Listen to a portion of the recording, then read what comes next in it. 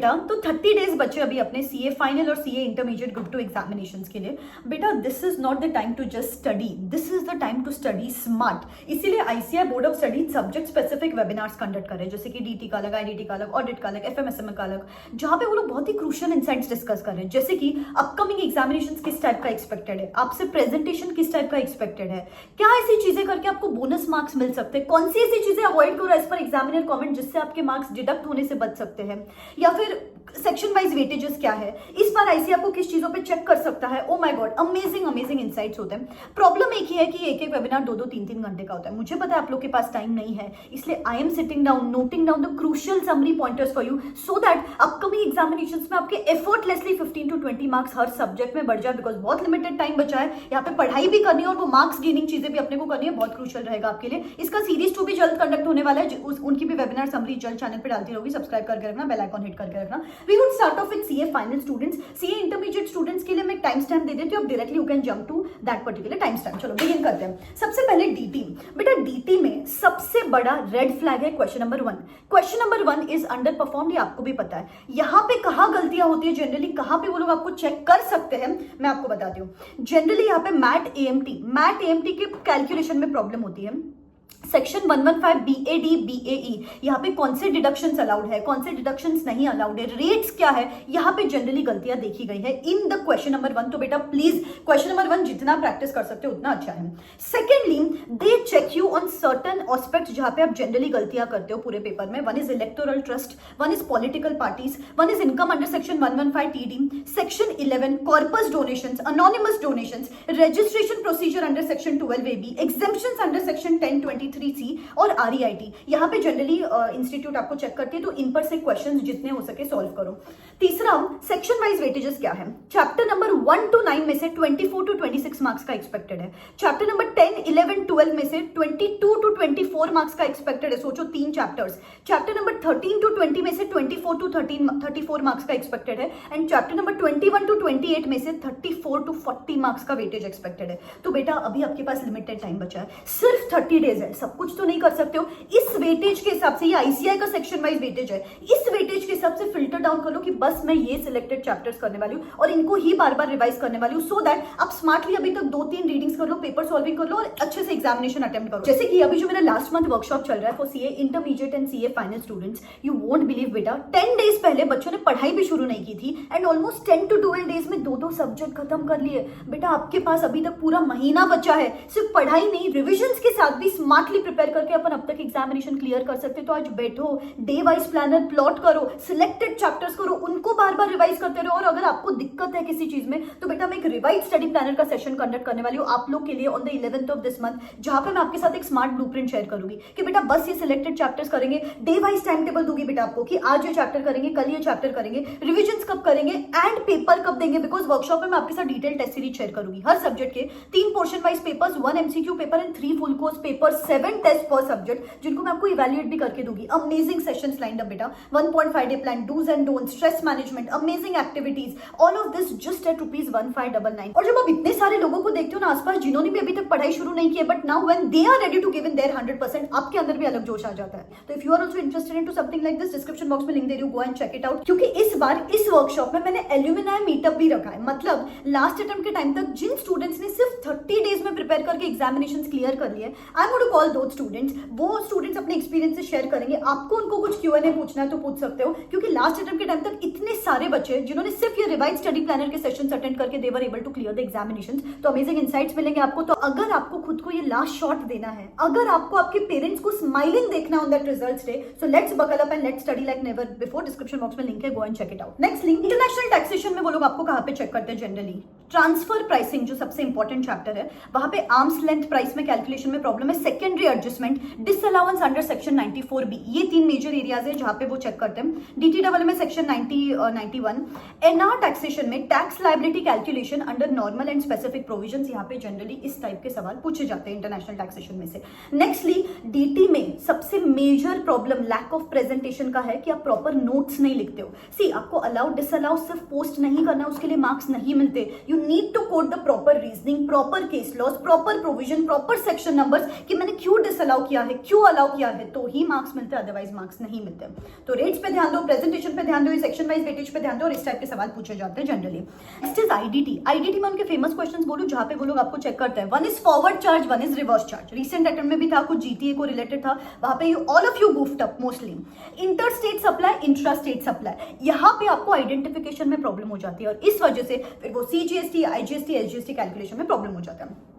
Nextly dates में problem है, identification of dates, calculation of interest या ITC according to that dates, यहाँ पे आप प्रॉब्लम कर देते हो। जैसे कि आईटीसी में मैक्सिमम टाइम क्यों प्रॉब्लम होता है आईटीसी कैलकुलेशन में, क्योंकि आप डेट्स बराबर से कंसिडर नहीं करते हो। तो please take care of the dates, और रेट्स में काफी जगह पे आप goof up करते हो। नेक्स्टली इंटरप्रिटेशन में प्रॉब्लम है यहाँ पे, जैसे कि लास्ट टू लास्ट अटेम्प्ट में क्वेश्चन था ऑन द रेमिशन ऑफ ड्यूटी और आप अबेटमेंट ऑफ ड्यूटी पर से आंसर लिखे आओ, तो read what is the requirement of the question. Theory में से काफी बार क्वेश्चन पूछते हैं यहाँ पे आईडीटी में, तो please take care of the language in case of this. आजकल सर्कुलर्स में से क्वेश्चन पूछ रहे आईडीटी में, रिसेंटली स्पेक्ट्रम अलोकेशन सर्विसेज पर से क्वेश्चन पूछा था, तो सर्कुलर्स को भी अभी आप इग्नोर नहीं कर सकते हो। एंड लास्टली रीजनिंग, सिर्फ आप अलाउड डिसअलाउ नहीं कर सकते हो, जैसे मैंने आपको डीटी में बोला क्यों अलाउड है, क्यों डिसअलाउड है, कोट प्रॉपर प्रोविजंस, तो कहा जाके मार्क्स मिलते हैं। आईबीएस पर से मैं एक सेपरेट वीडियो बनाने वाली हूँ सो दैट मैं आपको उसका स्ट्रैटेजी वगैरह भी एक्सप्लेन कर दूं। बेटा इस तरीके से अगर आप प्रेजेंटेशन पे ध्यान दोगे, ये जो क्रूशियल रेड फ्लैग्स है इन पे ध्यान दोगे, 100% डीटी आईडीटी में 10-10 मार्क्स तो ऐसे ही बढ़ जाएंगे। जो भी आप गलतियां कमिट किए हो ना लास्ट अटेम्प्ट में, comment in the comment section below so that you get to know about it. Now let us start with CA inter. Now CA inter में सबसे बड़ा red flag paper is audit. Audit की वजह से सबसे कम marks मिलते हैं और उसमें भी number 1 reason is generic answers. बेटा आप एक्सट्रीमली जनरलाइज्ड आंसर्स लिख रहे हो, स्पेसिफिक आंसर्स नहीं लिख रहे हो जो क्वेश्चन में पूछा गया है। जैसे कि एक एग्जांपल देती हूँ, रिसेंट अटेम्प्ट में एक सीएसआर एक्टिविटीज रिलेटेड क्वेश्चन था, उन्होंने स्पेसिफिकली पूछा था डिस्क्लोजर और आप एक्सट्रीमली जनरलाइज्ड प्रोसीजर पर से आंसर लिखे आओ, इसीलिए मार्क्स नहीं मिलते और फिर बाद में आपको लगता है कि मुझे मार्क्स क्यों नहीं मिले। एक और क्वेश्चन ऐसा था, इंटरनल कंट्रोल, सिनेमा रिलेटेड एक क्वेश्चन था जहां पे इंटरनल कंट्रोल सबको कुछ लिखना था, लेकिन आप एकदम generalized organization related internal controls लिख के आए हो, फिर मार्क्स नहीं मिलेंगे। You have to be specific, you have to be precise and you have to answer what is specifically asked in the questions, तो ही मार्क्स मिलते, नहीं तो नहीं मिलते। सो वर्क अपॉन दिस, जितने ज्यादा क्वेश्चन सॉल्व करोगे, जितने ज्यादा केस बेस्ड क्वेश्चन सॉल्व करोगे, उतना ये प्रॉब्लम आपका रिजॉल्व होने वाला है। नंबर 2 प्रॉब्लम जो यहाँ पे देखी गई है, इंटरप्रिटेशन प्रॉब्लम। पूछा कुछ और है, आप कुछ और लिख रहे हो। जैसे कि अभी अदर रिप्रेजेंटेशंस पर से क्वेश्चन था, आप रिटर्न रिप्रेजेंटेशंस पर से लिख के आए, तो भले ही आपने रिटर्न रिप्रेजेंटेशन सब कुछ राइट लिखा होगा, लेकिन वो पूछा ही नहीं था क्वेश्चन में, तो या तो एक्सट्रीमली जनरलाइज्ड आंसर्स लिख रहे हो या तो फिर कुछ और ही पूछ रहे हो वो लोग, आप कुछ और ही लिख के आ रहे हो। ये दोनों मेजर रीजंस है। उसके बाद बेटा पहले क्या होता था, अगर किसी आंसर में 7-8 पॉइंट्स है सपोज एक पर्टिकुलर आंसर के, तो आप कोई भी 4 पॉइंट्स लिखते थे तो इंस्टीट्यूट मार्क्स दे देती थी। लेकिन आजकल institute is expecting you to write all those 7 to 8 points. भले ही आप उसको समराइज फैशन में लिखो, लेकिन लिखो, और एक्सप्लेनेशंस मिसिंग है। वो लोग बोल रहे हैं कि आप पॉइंट्स तो लिखते हो लेकिन एक्सप्लेन नहीं करते हो बराबर चीजें, तो एक्सप्लेनेशंस के साथ आपको बराबर आंसर लिखना है। कंक्लूजन, बेटा कंक्लूजन लिखना मैंडेटरी है। ऑफकोर्स पहले प्रोविजन लिखोगे, फिर फैक्ट्स लिखोगे, then you will correlate the facts with the provisions and then you will write the conclusion. यहाँ पे सबसे ज्यादा मार्क्स कट होते हैं, या तो आप कोरिलेशन मिसिंग हो जाता है आपका, या तो फिर कंक्लूजन मिसिंग हो जाता है आपका। अभी कंक्लूजन भी is it asked from the management points of view और from the auditors point of view,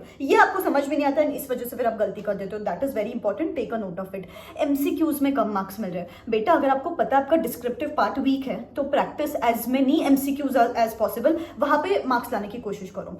nextly अभी मुझे पता है बहुत कम टाइम बचा है, सब कुछ तो नहीं कर सकते हो, तो बेटा सी 4-5 बड़े चैप्टर्स है ऑडिट में, different entities, items, audit report, audit of banks, risk assessment, audit evidence. अभी हर चैप्टर तो नहीं कर सकते हो, इतना लिमिटेड टाइम बचा है अभी अपने पास। We have to be smart with our preparation. तो क्या करो, सिंपल है, आईसीआई के section wise weightages, RTP, MTP सब पेपर स्टडी करो एंड फिल्टर कर लो कि मैं बस ये सिलेक्टेड चैप्टर्स करने वाली हूँ, बचे हुए चैप्टर स्किप कर लो एंड वो सिलेक्टेड चैप्टर्स को प्रॉपर्ली स्ट्रैटेजाइज कर लो, अलाइन कर लो कि नेक्स्ट 30 डेज में मैं कब क्या करने वाली हूँ। हर दिन का प्लानिंग प्लॉटिंग कर लो, 2 से 3 रीडिंग्स का प्लॉटिंग कर लो, पेपर सॉल्विंग कर लो and 100% I am telling you कि अगर स्मार्टली यूटिलाइज किया तो 30 days are sufficient to crack the CA examination. जैसे कि अभी जो मेरा लास्ट मंथ वर्कशॉप चल रहा है for CA intermediate and CA final students, you won't believe बेटा 10 डेज पहले बच्चों ने पढ़ाई भी शुरू नहीं की थी एंड ऑलमोस्ट 10 to 12 डेज में 2-2 सब्जेक्ट खत्म कर लिए। बेटा आपके पास अभी तक पूरा महीना बचा है, सिर्फ पढ़ाई पढ़ाई नहीं, रिविजन्स के साथ भी स्मार्टली प्रिपेयर करके अपन अब तक एग्जामिनेशन क्लियर कर सकते हैं। तो आज बैठो, डे वाइज प्लानर प्लॉट करो, सिलेक्टेड चैप्टर्स करो, उनको बार बार रिवाइज करते रहो। और अगर आपको दिक्कत है किसी चीज में तो बेटा मैं एक रिवाइज स्टडी प्लानर का सेशन कंडक्ट करने वाली हूँ आप लोग के लिए on the 11th of this month, जहां पे मैं आपके साथ एक स्मार्ट ब्लूप्रिंट शेयर करूंगी कि बेटा बस ये सिलेक्टेड चैप्टर्स करेंगे, डे वाइज टाइम टेबल दूंगी बेटा आपको कि आज ये चैप्टर करेंगे, कल ये चैप्टर करेंगे, रिविजन्स कब करेंगे एंड पेपर कब देंगे। बिकॉज वर्कशॉप में मैं आपके साथ डिटेल टेस्ट सीरीज शेयर करूंगी हर सब्जेक्ट के 3 portion wise papers, 1 MCQ paper and 3 full course paper, 7 test per subject जिनको मैं आपको इवैल्यूएट भी करके दूंगी। अमेजिंग सेशंस लाइंड अप बेटा, 1.5 day plan, dos and don't, stress management, amazing activities, all of this just at ₹1599। और जब आप इतने सारे लोगों को देखते हो ना आसपास जिन्होंने भी अभी तक पढ़ाई शुरू नहीं की है, but now when they are ready to give in their 100%, आपके अंदर भी अलग जोश आ जाता है। तो if you are also interested into something like this, description box में लिंक दे रही हूं, go and check it out. क्योंकि इस बार इस वर्कशॉप में मैंने एल्यूमिनाई मीटअप भी रखा है। मतलब लास्ट अटेम्प्ट के टाइम तक जिन स्टूडेंट्स ने सिर्फ 30 डेज में प्रिपेयर करके एग्जामिनेशंस क्लियर कर लिए, I am going to call those students. वो स्टूडेंट्स अपने एक्सपीरियंसेस शेयर करेंगे, आपको उनको कुछ Q&A पूछना है तो पूछ सकते हो। क्योंकि लास्ट अटेम्प्ट के टाइम तक इतने सारे बच्चे जिन्होंने सिर्फ ये रिवाइज स्टडी प्लानर के सेशंस अटेंड करके they were able to clear the examinations. तो अमेजिंग इनसाइट्स मिलेंगे आपको। तो अगर आपको खुद को ये लास्ट शॉट देना है, अगर आपको आपके पेरेंट्स को स्माइलिंग देखना on that results day, so let's buckle up and let's study like never before. Description box में लिंक है, go and check it out. Nextly strategic management. Strategic management में क्या प्रॉब्लम है पता है आपको? सिर्फ डिमोनिक्स पता है, यू नो, आप वो मेमोरी टेक्निक्स वगैरह लर्न कर लेते हो, ऊपर के हेडलाइन सब सही लिखते हो, लेकिन अंदर का जो कंटेंट है, अंदर का जो मसाला है, उसमें कुछ भी लिख के आ रहे हो। एंड देन भले ही आपने हेडलाइन सही लिखी होगी, आपको 0 मार्क्स मिल रहे, टिक टिक टिक करके 0 मार्क्स मिल रहे। इस वजह से, क्योंकि कंटेंट प्योरली मिसिंग है। तो इस पे ध्यान देना है, सिर्फ हेडलाइंस लर्न मत करो, कंटेंट का भी ध्यान दो। नेक्स्टली यहाँ पे इन्होंने बोला इंटरप्रिटेशन प्रॉब्लम है। जैसे कि हम कैरेक्टरिस्टिक्स पूछ रहे हैं, आप फीचर्स लिख के आ रहे हो, हम फीचर्स पूछ रहे हैं, आप एडवांटेजेस लिख के आ रहे हो। इस वजह से भले आपका आंसर राइट है, लेकिन वो तो हमने पूछा ही नहीं था। तो double check, read the question properly कि आखिर पूछा क्या गया है, यहाँ पे मार्क्स कट हो रहे हैं। Nextly conceptual understanding. बेटा एसएम दिखता होगा थ्योरेटिकल पेपर है, लेकिन actually it is a conceptual paper. कैसे आप एप्लीकेशन बेस्ड रियल लाइफ में, बिजनेस में, ऑर्गेनाइजेशंस में ये यूज कर सकते हो, इस हिसाब से अगर पढ़ाई करोगे ना तो कॉन्सेप्चुअल क्लैरिटी मिलेगी आपको, और तो पेपर वो अच्छे से लिख पाओगे। तो कॉन्सेप्चुअल अंडरस्टैंडिंग का भी ध्यान देना है आपको यहाँ पे। नेक्स्ट आते हैं आपके practical papers, FM and costing. बेटा एफएम एंड कॉस्टिंग में major reasons of getting less marks is silly mistakes. अरे इतने आप स्टूपिड कैलकुलेशन एरर्स करते हो ना, कैरी फॉरवर्ड एरर। यहाँ पे 0.5 हो रहा है, आपने 0.45 कैरी फॉरवर्ड किया, फिर भले ही आपके सब स्टेप्स राइट है, लेकिन कैरी फॉरवर्ड एक न्यूमरिक फिगर गलत हो गया और उस वजह से पूरा आंसर गलत हो गया। फिर उसके बाद wrong coating of formulas, formula गलत लिखते हो और फिर उसके वजह से कैलकुलेशन एरर्स हो जाते हैं। फिर उसके बाद कॉपी पेस्ट एरर्स, कैलकुलेटर पे कुछ और ही आया है, आपने कुछ और ही पेस्ट किया है, क्वेश्चन पेपर पे कुछ और ही फिगर है, आपने कुछ और ही पेस्ट किया है। इस वजह से मिनिमम 10 मार्क्स तो कट होते हैं दोनों पेपर्स में। तो प्लीज थोड़ा सा कॉन्शियस होकर पेपर लिखोगे, सिली मिस्टेक्स अवॉइड होगी और मार्क्स बढ़ जाएंगे। नेक्स्टली कॉन्सेप्ट का ध्यान दो, कॉन्सेप्ट क्लैरिटी मिसिंग है काफी जगहों पे, उन्होंने बोला। थियरी का ध्यान दो, प्रैक्टिकल कभी कभी डिफिकल्ट आता है, थियरी अपने को उस टाइम पे बचा लेता है।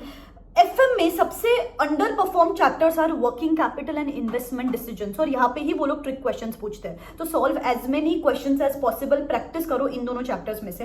जनरली कॉस्टिंग में मिस्टेक देखी गई है, मार्जिनल कॉस्टिंग और स्टैंडर्ड कॉस्टिंग में वो लोग जो मिसिंग फिगर क्वेश्चंस पूछते हैं वहां पे आप गलती करते हो। कॉस्ट शीट में डायरेक्ट और इनडायरेक्ट एक्सपेंसेस पे आपको बाइफर्केशन करते नहीं आता है। लेबर वाले चैप्टर में नॉर्मल टाइम और अबनॉर्मल आइडल टाइम, आप यहाँ पे कंफ्यूज हो जाते हो और यहाँ पे बराबर से आपको मार्क्स नहीं मिलते। फिर मटीरियल में कॉन्सेप्चुअल क्लैरिटी की कमी है, सर स्पेसिफिकली उन्होंने बताया। ओवरहेड्स में अलोकेशन, अपॉर्शनमेंट, अब्जॉर्प्शन, ये तीनों टर्मिनोलॉजीज का क्लियर बाइफर्केशन और कॉन्सेप्ट अंडरस्टैंडिंग नहीं है आपको। रीड द टर्म, पूछा क्या गया है, उस हिसाब से आपको आंसर प्रेजेंट करना है एग्जामिनेशंस में। ठीक है बेटा, बस पढ़ते रहो, इन सब पॉइंट्स को नोट डाउन करके रखो, और एग्जामिनेशन हॉल में जाने के पहले खुद को स्पेसिफिक रिमाइंडर्स देना कि चलो ये गलतियां मुझे अवॉइड करनी एग्जामिनेशंस में। एफर्टलेसली आपके मार्क्स बढ़ जाएंगे। ठीक है, I got 80 marks in AFM and 66 marks in FY. Just 1 महीना बचा था और मैं इतनी ज़्यादा कंफ्यूज और डिप्रेस थी, क्या मैं 1 महीने में ये जर्नी कंप्लीट कर भी पाऊंगी? That time Rucha ma'am came into my life and literally she change everything. तुम्हारा अटेम्प्ट अगर तुम्हें सही में क्लियर करना है ना, तो डू नॉट थिंक, रिकमेंडेशन यही है कि मैम का workshop low. It's nothing like a promotion, I am a simple student.